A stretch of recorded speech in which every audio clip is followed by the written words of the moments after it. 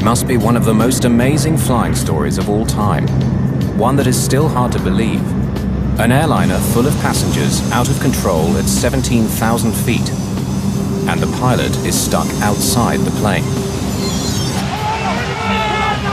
In the cockpit, 3 frightened flight attendants are clinging to his legs. If he slips from their grasp, the captain's body could be sucked into the engine and bring down the plane. At the controls, a young co-pilot is battling to get the plane to the nearest airport. Mayday! Mayday! Mayday! Welcome to Mayday 5390! The lives of 87 passengers and crew hang by a thread. A lot of people go through life thinking it'll never happen to me. But you tend to go through life thinking it can. I said I thought I was going to die, Mother. I thought I was going to die. This bizarre accident tested the limits of human survival. And the investigation that followed not only exposed the mistakes behind it, but led to new ways of preventing them.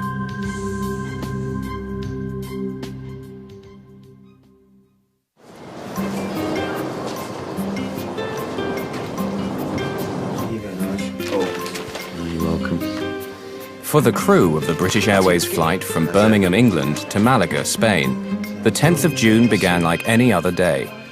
Old friends about to do a job they loved. Yeah, God, I can't remember that though. Yeah, but I'm not doing it when I do. Stewards Nigel Ogden and Simon Rogers, along with stewardess Sue Prince, had worked together on and off for years.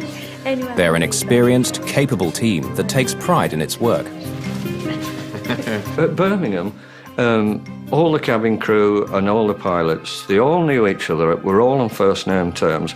Simon was a good friend of mine anyway, because we, just go out for a beer or a curry or whatever like that. Everybody was friendly to everybody else. The one new member of the group was Alistair Atchison, an experienced co-pilot he'd just driven down from Manchester that morning.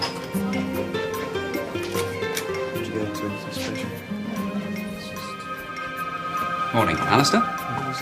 Come on in. Tim Lancaster is captain. He's been a commercial pilot for 21 years. Well, we've better get started, eh? Chief Steward John Heward arrives to give the crew their final briefing. Morning, everyone. Right. Is that the first officer? Yeah, just down from Manchester. Nice seeing you face. Okay. Malaga. Right, looking forward to this. Right, Nige, you can sit up with me up front and talk rugby. Sue, where would you like? Over the wing? Okay, so, Simon, you're at the rear. All right, now, just a few safety questions. Nigel. Before takeoff, the co-pilot performs a walk-around, checking the outside of the aircraft for anything wrong. In the cockpit, Captain Tim Lancaster reviews a log of the maintenance carried out on the plane the day before. Everything okay? Fine. She's just come out of maintenance by the look of it. Nothing much though. Just changed the windscreen. Many of the passengers know the flight well and are looking forward to a relaxed trip to Spain.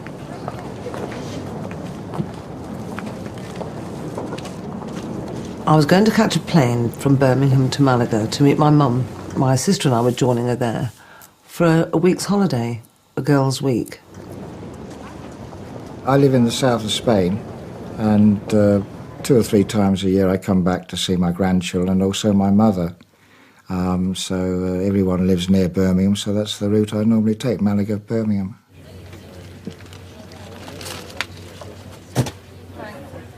These unsuspecting passengers and crew were about to begin an adventure of a lifetime. Seem to have made yourself comfortable. Too right.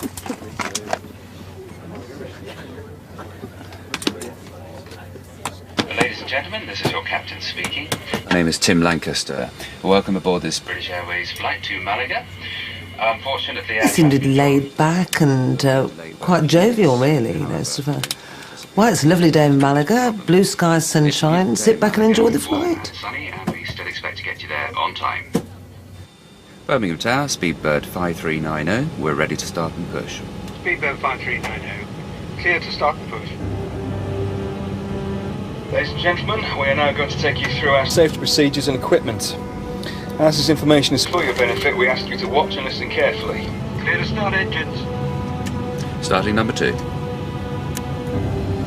Emergency exits are on both sides. The stewardess and it shows you the emergency exit and all the emergency gear. And of course nobody's really watching. One chap was quite blasé, he was reading the Times, and people weren't really bothering because we've all been on flights and, you know, it's no big deal. the air can be topped up by using the mouthpiece, and there is a whistle for attracting attention.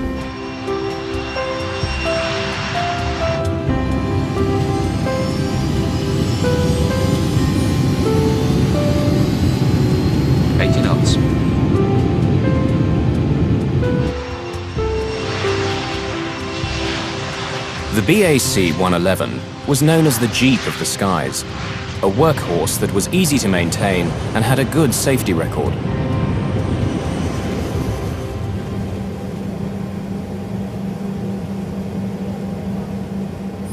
At 43 tons, this pressurized hull is carrying 81 passengers and 6 crew, and is now climbing to 23,000 feet. In just over 2 hours, they should be in Spain. Only a catastrophic accident could bring this plane out of the skies. Alistair, I can see my house from here. 2 minutes into the climb, the pilots switch on the autopilot. Tim Lancaster takes off his shoulder straps and relaxes into the flight. Now I went into the flight deck to ask Tim and Alistair what they would like to drink. You gentlemen like a tea? Please, the usual. Milk, 1 sugar, please. And I said, your breakfast's on. It'll only be a few minutes. Now, almost 13 minutes after takeoff, and at 17,300 feet, they're just 5,000 feet from their assigned altitude. But then, in a split second, everything changes.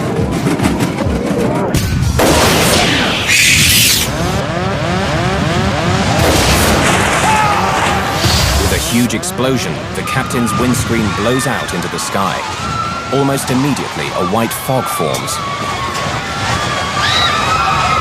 A sort of really intense stomach, body-shaking thud.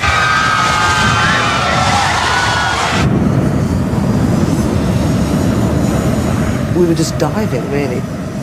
And then we started to judder like this. And I was a bit stunned. I thought, what? I thought, oh God, it's a bomb. Alistair, the co-pilot, is suddenly fighting for control in a 350-mile-an-hour wind. There's no time to think about the captain, who's been blasted out of the window by pressurized air escaping from the aircraft. The rushing wind pins Captain Lancaster to the roof of the cockpit.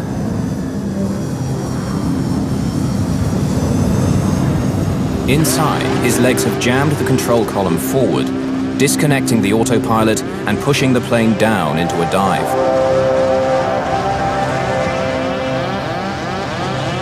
Alistair Acheson needs all his flying experience now. He's on his own.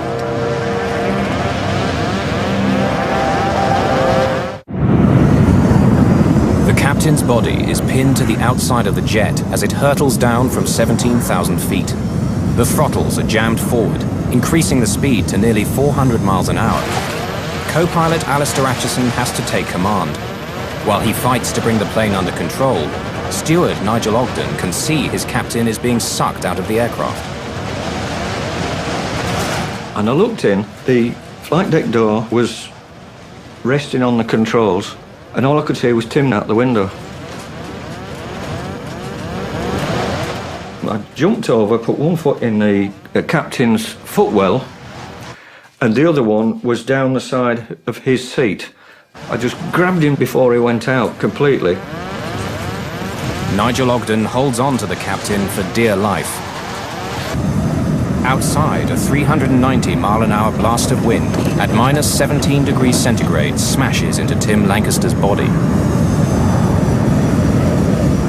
The tornado in the cockpit is giving Acheson major problems.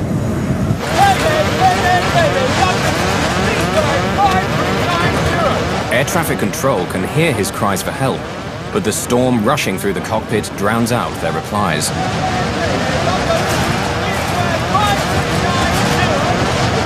The captain's feet are still pushing against the control column, and Alistair is struggling to get full control of the plane. He's now diving through some of the busiest air lanes in the world, with the added danger of a mid-air collision.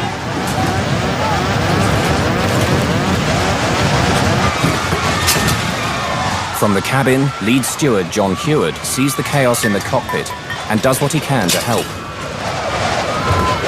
I looked up and there was Nigel sort of hanging across the seat in the flight deck. In front of me, the flight deck door had fallen forwards and trapped itself between the actual door frame and the throttles of the aircraft. So I literally stamped on it twice, and it literally broke into 3 or 4 pieces. Behind, on the wall of the flight deck, there is a spare seat for anybody to observe the flight or whatever. And I thought, well, if I put my arm through the seatbelt there, I can grab both of them, and at least we've got some sort of anchor point inside the aircraft. Alistair, who's never flown with this crew before, has to leave them to their own devices and focus on getting the plane to safety. He now has control of the throttles. John and Nigel have wrenched the captain's feet away from the control column. But instead of slowing down, Acheson decides to continue the rapid descent. It will quickly take him out of the way of any other air traffic and take him to a lower altitude where oxygen equipment won't be needed. Staying too long at a high altitude risks oxygen starvation, and this older aircraft is not fully equipped with oxygen for all the passengers on board. The airspeed indicator goes into the red.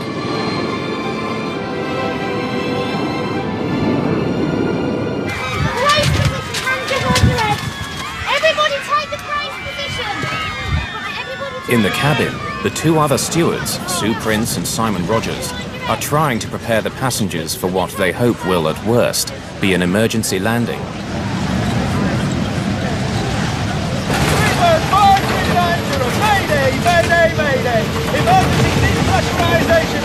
They've dived to 11,000 feet in just 2.5 minutes.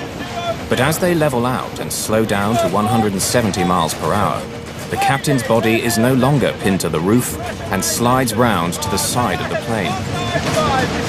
Flight level 100. Radar heading 195. Working his way from the back of the cabin, steward Simon Rogers now catches sight of the chaos in the cockpit for the first time.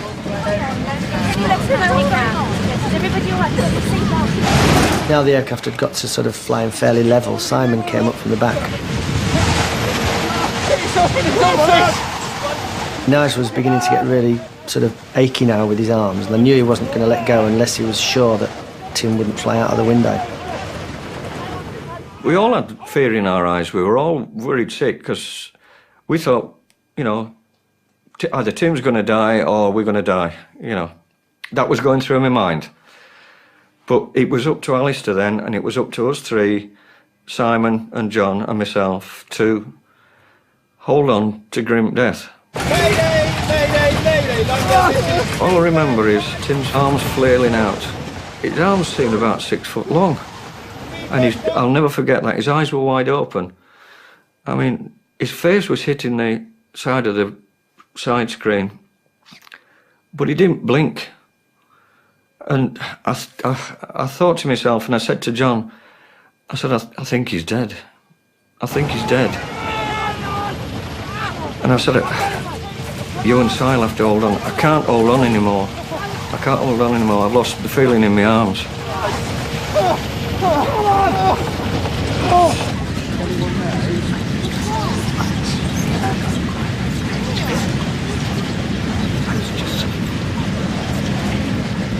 We decided to put Simon. I said to Simon, you sit in that jump seat and fasten yourself in.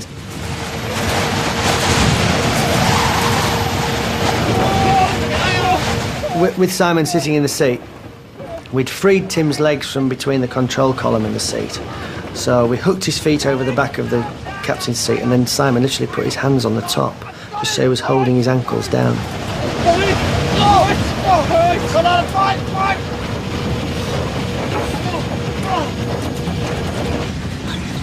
look, what's going on? We're going to be all right. But I think the captain's dead. Well, I couldn't believe it, because he just told us what a lovely day it was. You know, blue skies, sunshine, relax and enjoy the flight. And then next minute, he's dead. Simon and Alistair now face one of their most difficult decisions: what to do with the lifeless body of the captain. No words are said, but for a moment the thought passes between them that the best thing would simply be to let it go.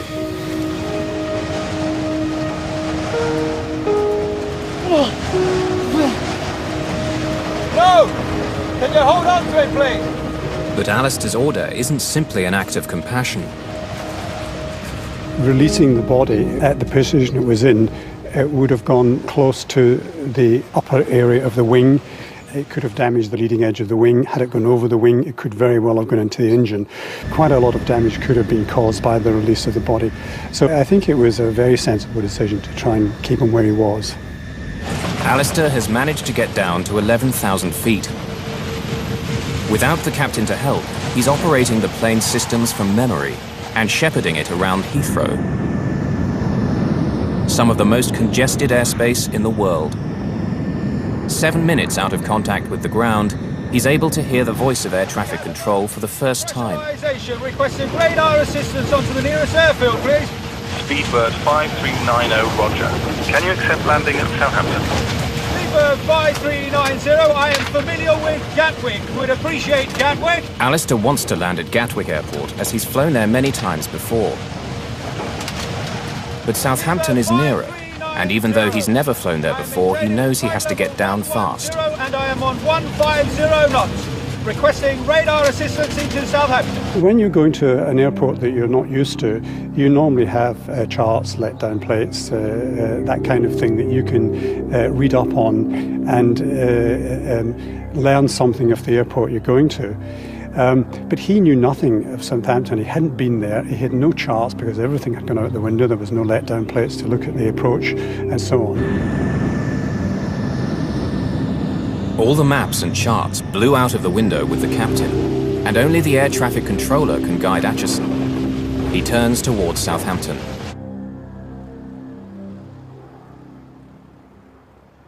Southampton, this is Speedbird 5390. Do you read? Speedbird 5390. Good morning. Identified on handover from London radar 6 miles west of Southampton Airfield. What is your passing level?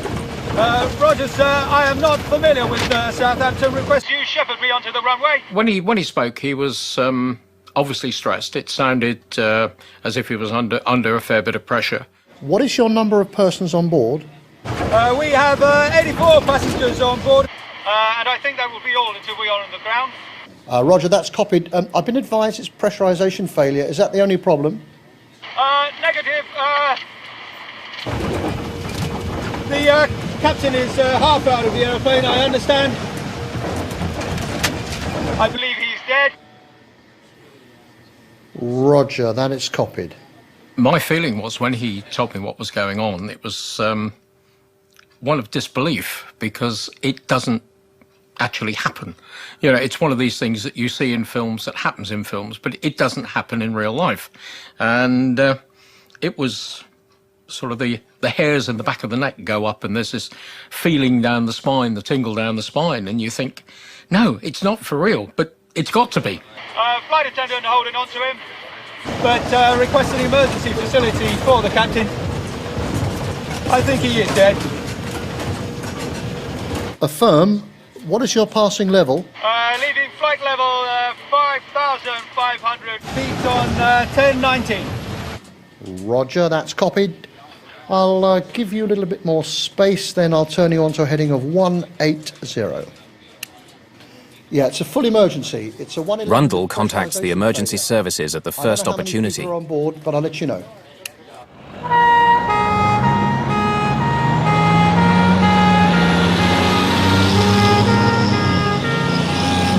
Could you confirm that the length of runway at Southampton is acceptable for a 111?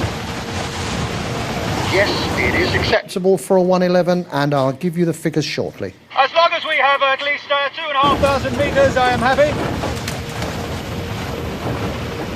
I'm afraid we don't have 2,500 metres.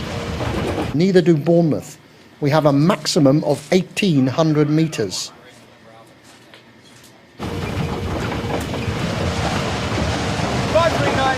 Atchison is concerned that the plane is above its maximum landing weight, being full of fuel for the journey to Malaga. And the BAC-111 can't dump fuel. If the runway isn't long enough, he faces more problems. Whether the aircraft could actually stop on the runway, or whether the tyres would burst, or whether he would go off the end of the runway. That's obviously what he was worried about when asking for 2,200 metres. 5390, thank you very much. We are 3 greens and flaps 45, so we are set for approach, but make it please very gentle. Yes, I will indeed. You are number 1 traffic. If you think about it, all the airline pilot training is done with 2 pilots, both compartmenters in the cockpit, one flying the aeroplane and the other one doing all the emergency drills.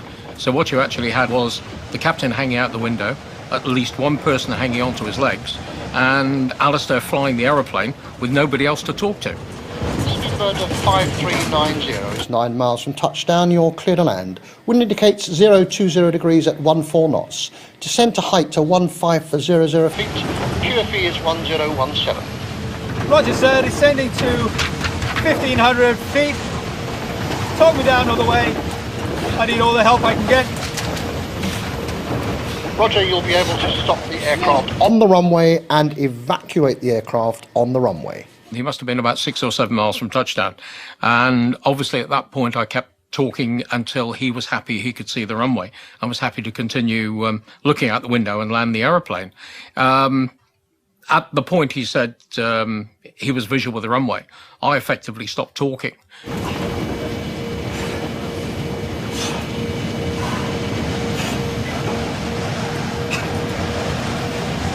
Not acknowledge unless requested. It will be an uninterrupted talk down, but feel free to interrupt if you feel you need to. 5390, thank you very much. I have the runway in sight. Thank you, you are clear to land. Do you wish me to continue with any further information? Negative.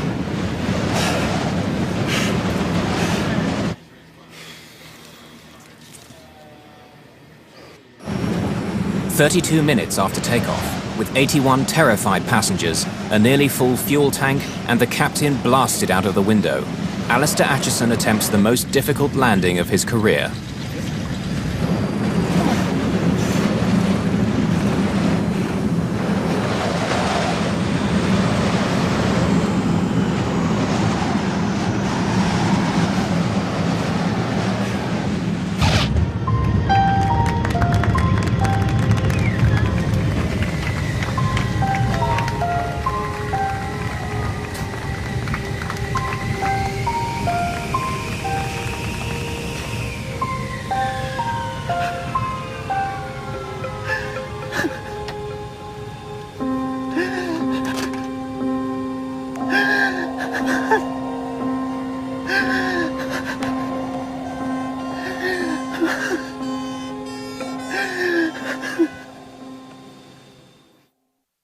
At 8:55 a.m., flight BA5390 makes a perfect landing at Southampton Airport. Immediately, emergency vehicles surround the plane. Firefighters remove the body of the captain and lead the passengers and crew away.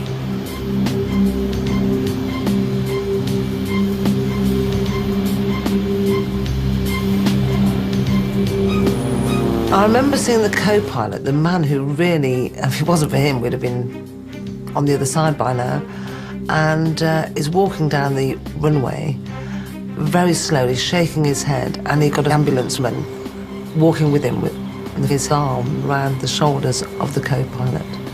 And the co-pilot was shaking his head as if... I remember that distinctly. I don't know why, but I do.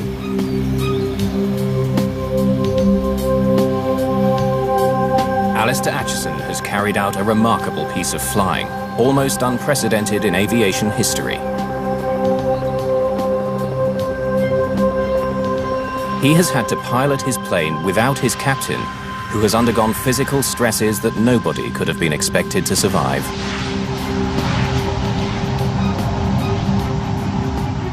I think these extreme conditions no one expects to occur in their lifetime. His survival time must have been measured in no more than tens of minutes as he became colder and colder and his body systems began to shut down. Tim Lancaster's body was subjected to a two-pronged assault.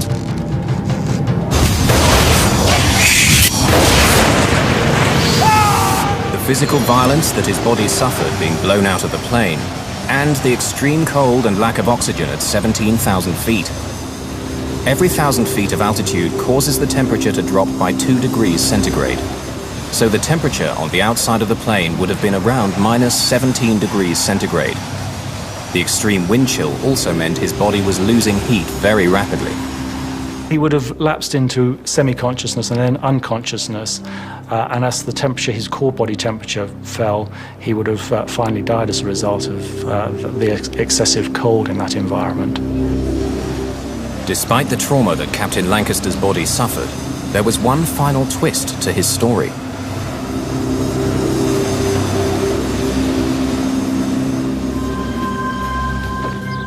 You know, it's only once I've ever been here, and that was 10 years ago, 15 years ago. In the Oxfordshire countryside, John Heward and Nigel Ogden are visiting one of their crew members who shared their horrific experiences. Here he is. Hi, guys. John, how are you? Nice to see you. Nice to see you, mate. Nige. Oh. Come in. Hi. Like on SCP, when you go in and you've got to pretend... The captain of that fateful flight, Tim Lancaster, somehow survived his horrific ordeal. There were no fatalities on BA 5390. Yeah, that's it now. You can go on a 3-day cruise across there.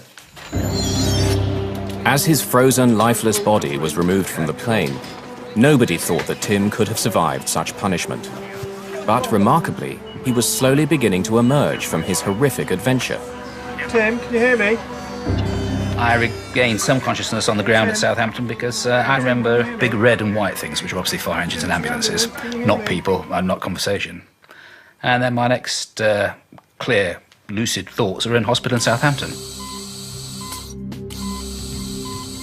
Over the next few days, all the bits eventually arrived back in my sort of consciousness, and I put the jigsaw together and, you know, sort of played the whole story for myself and understood what had happened.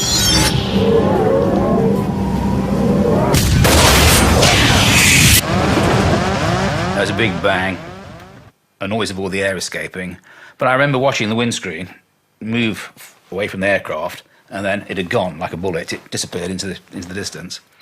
And I think there was an even bigger bang, or there was an even bigger bang. And I was very conscious of going upwards. And, well, the whole thing became completely surreal then, as it would. And I was aware of being outside of the airplane, but that really didn't bother me a great deal. What I remember most clearly is the fact I couldn't breathe because I was facing into the airflow. And I turned round and actually turned my body round. I was sort of looking back along the top of the aircraft at that stage, and I could breathe then. And yes, I remember that. I can remember seeing the tail of the aircraft. I can remember the engines going round, and then I don't remember much more. Memory stopped at that point. I went down there last year, but they've changed the airport totally now. I'm glad I did hold on, because Tim was alive. I mean, he's a very strong man. He must have been. To survive that, I wouldn't have been able to survive it.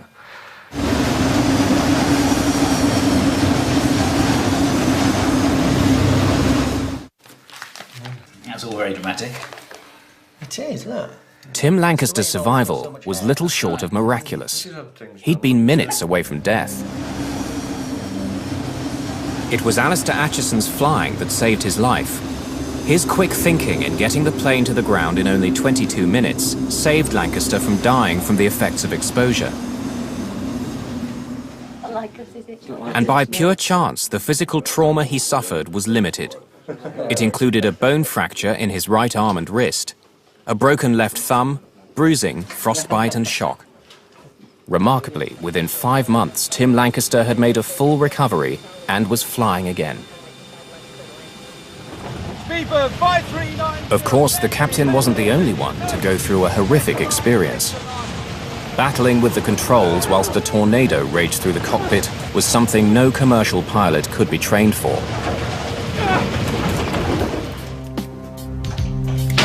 If it goes comfortable at all, just let me know.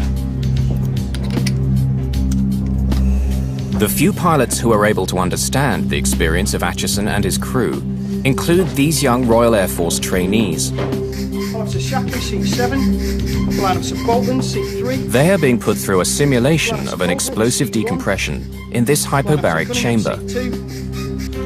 It duplicates the effects of a window blowing out at 25,000 feet. Individual intercoms. Checked and operated. All connections. Checked and firm. Console checks are complete. Clear to claim instruction of the medical officer.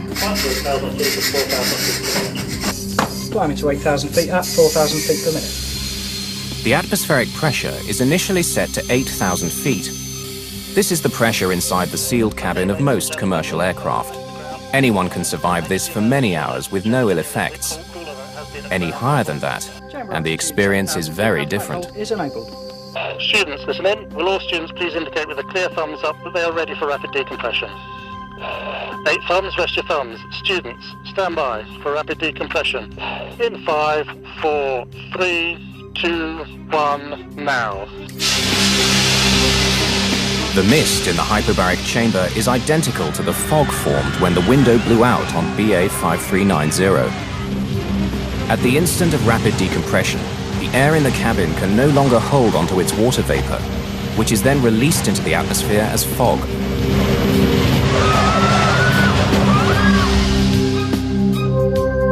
Chamber altitude is stable at 25,000 feet. High hold is enabled. Cross vent is on and you're clear to commence hypoxia training. Good, well done. Good, we'll commence hypoxia training on students 7 and 8. Confirm 7 and 8. Once the fog clears, then the lack of oxygen at that height begins to tell. Okay, let's put you out your misery. Start copying these shapes in the right-hand bar, Jim. Without oxygen, at first we begin to see a reduction in their reaction speed, and we see personality changes, much like someone experiences when intoxicated with alcohol. So we see that some students become euphoric, some students become quite subdued, and some students begin to develop forgetfulness. Have a look at the ugliness of your colleagues' faces, see if they get any prettier whilst you're becoming hypoxic, and carry on with the We see increasingly impaired performance in our students. Thinking is slowed and their reaction speed becomes increasingly slowed until they begin to develop sort of lapses of concentration, falling into unconsciousness, and finally death if their oxygen supply is not re-established. Indicating that the blood is no longer carrying as much oxygen as it was. This is all about you experiencing your personal symptoms and having others observe the symptoms in you.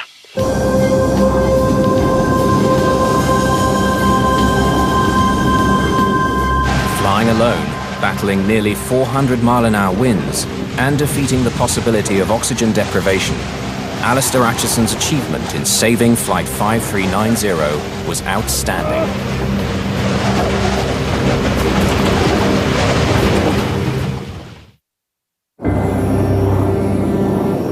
Even as the crisis was unfolding, accident investigators were rushing to Southampton to find an explanation.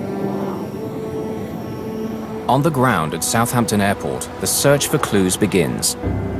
Initial investigation shows no distortion to the frame of the windscreen, so this rules out a problem with the structure. The fact that there are no shards of glass also discounts a bird strike.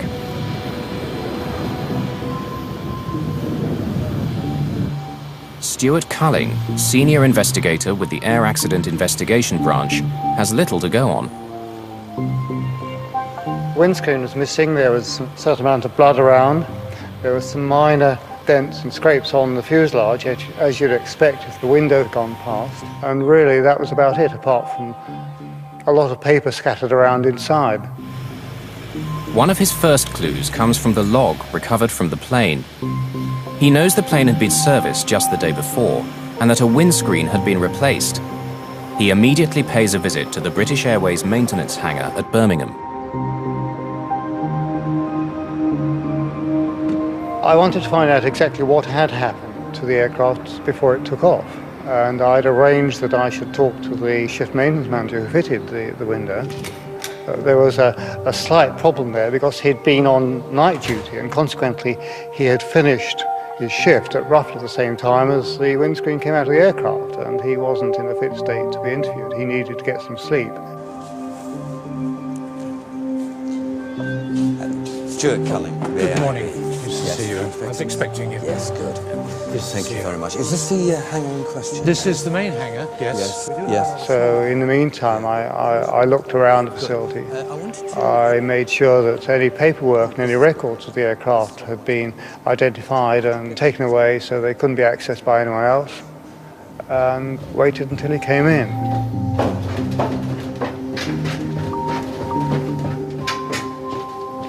Hello, I'm from the AIIB. Yes, and this is my colleague. What I'd like to do today is just find out what went on during that shift pattern and how it went. Thank you very much. Did you notice anything about the window itself, any stress marks that were worrying you? My first conversation with the shift maintenance manager was relatively general, because at that stage we had no evidence that was relevant. Yourself, you didn't delegate it to somebody else and then check Stuart, it? there's a phone call for you, just coming. Oh, right. Would you mind if I took this and come back? So I took the call and found that it was information about the windscreen which had been found near Didcot, and there were something like 30 bolts found with it, most of which were one size short in diameter, one size too small in diameter. It was a crucial error. On some planes, windscreens are fitted from the inside and use the internal pressure inside the cabin to keep them in place.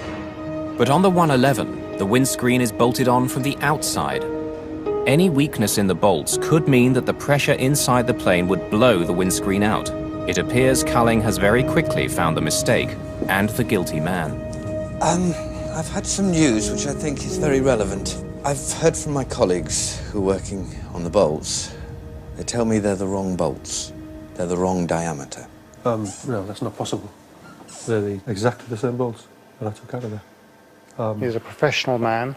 He's very keen on doing things, to his mind, in the interest of the company. And he's suddenly told that he's put a windscreen in using bolts of the wrong size. And he's absolutely shocked. I can show you.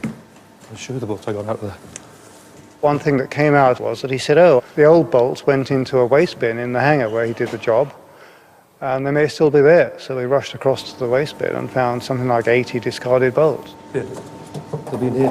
This is where I put them. These are the bolts.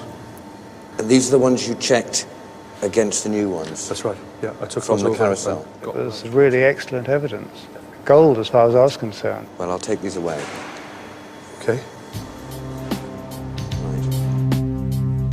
By comparing the maintenance manual to what the engineer had told him, Culling is quickly able to identify the first part of the sequence, what went wrong the previous night when the window of the BAC 111 had been replaced. We went through the whole chain of events that had occurred, and we found that there were something like 13 different anomalies which led to the fitting of the bolts. And had any of these caused him to think, the sequence of events would not have continued and there wouldn't have been an accident.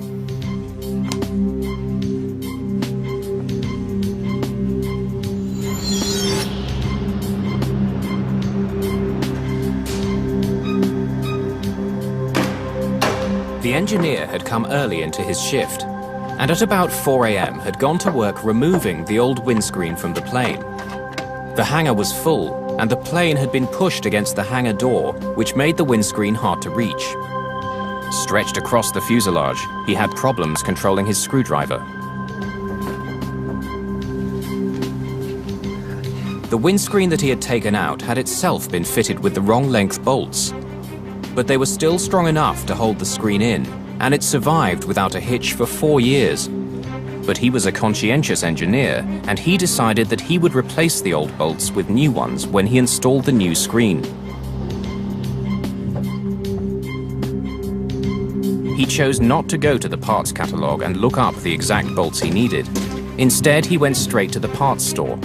Good morning. Morning. There, he matched by eye new bolts with the ones he had taken out of the screen.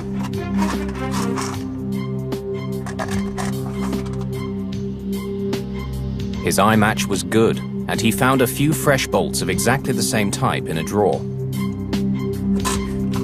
What I'm after is I need 97 Ds. I'm just doing a windscreen on a 111 over there, and I need some new bolts. 8 Ds on a 111? Well, no, these are 7s. This is a 7. I've just taken it out. We haven't got any 7s anyway. Okay. Right, The store manager knew which bolts the engineer should have been looking for, but the engineer chose to ignore his advice. Instead, he drove to the other side of the airport to find a match for his bolts. It was now about 5:15 a.m., and in a dark corner of the hangar, he continued to search for new bolts identical to the ones he'd taken out of the plane. But in the gloom, his luck finally ran out. He thought they matched, but they didn't. He picked bolts that were just over 0.02 of an inch too narrow for the job.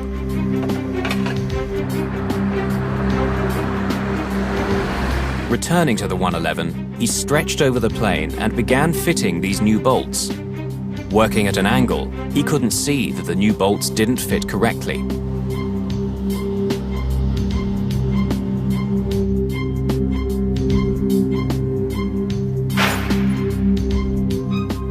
Signing off at 6 a.m., the engineer had managed to get his work done in time. The plane was now ready to be handed over to Captain Lancaster and his crew.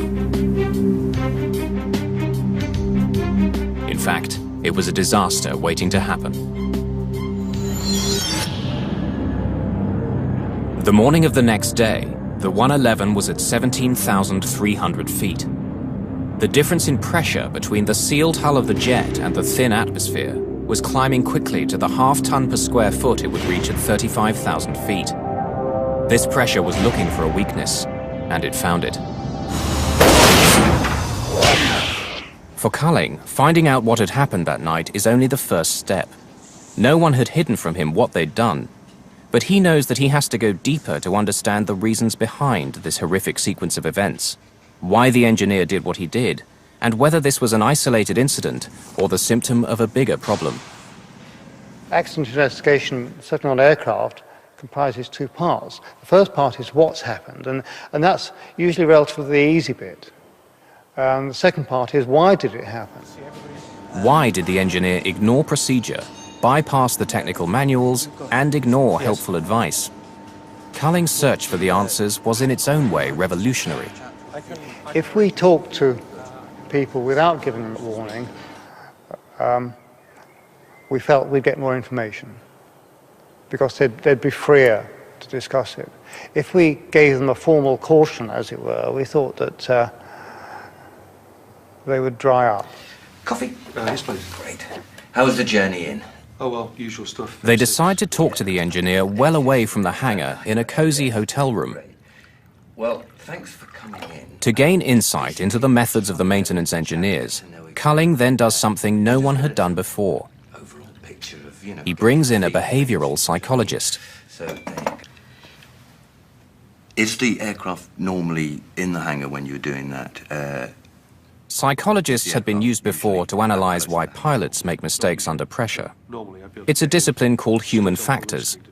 But in 1990, using human factors in engineering was unheard of.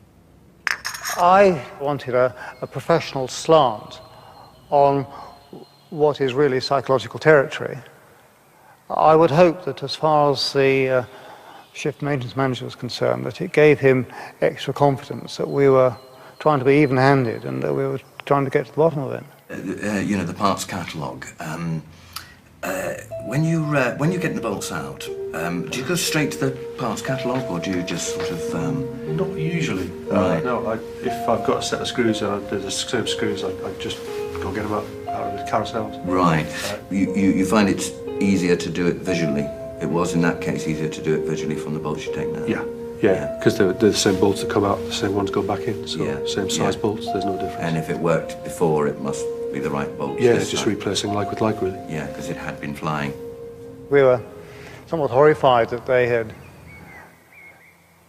admitted those things to us, because after all, we were officially, in inverted commas, and they were quite proud of them. We would have thought that had they used such practices, they would have kept very quiet about it. If I'd had to go check with the computers what bolts I needed and what parts and how to fit the thing, then there was a good chance it wouldn't have been flying at the time it was meant to be.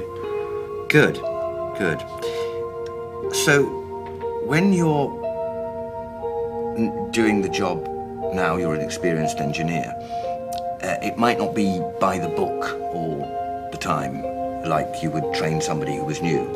No, not usually. We've been doing these things for years. Culling was stunned by what he was hearing, but there were more revelations to come. The engineer's dangerous approach was becoming clearer by the minute. You trusted your own knowledge better than the store supervisor's knowledge? Well, I'm an engineer.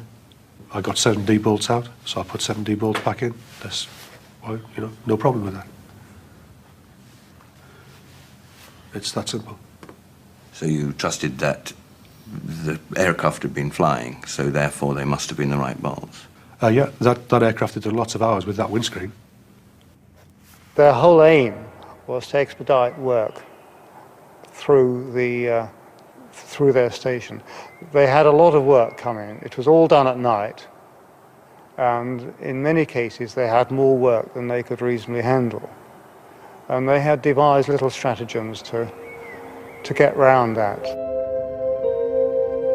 Culling and the psychologist's insights made their way into the first draft of the report. It said that there were systemic faults in the maintenance procedure in Birmingham. But under pressure from British Airways lawyers, and because they hadn't carried out their investigation following normal procedure, the final report was forced to change its emphasis. By our, I mean the Treasury solicitor or whoever was advising the branch, confirmed that under natural law it was unfair to use that information because we hadn't gone through the whole procedure. And so we had to remove that from the report. The investigators had never produced an accident report like it. Working with the psychologist, Culling developed a completely novel way of using human factors to explain why this accident happened. They uncovered pressures in the hangar that caused an otherwise proficient engineer to make potentially lethal mistakes whilst being certain he was doing the right thing. This psychological approach took air accident prevention to a new level. Through the sheer skill of the crew of BA 5390, as well as a small measure of luck, 87 people are now still alive. As a consequence of this investigation, others may never have to go through the same ordeal. In the aftermath of the accident, the crew were treated as heroes. They received numerous awards, and Alistair Acheson received the coveted gold medal for airmanship. Their colleagues also showed what they felt. One of the most moving things was to go back to Birmingham. As we walked into the airport, the whole of the airport stopped.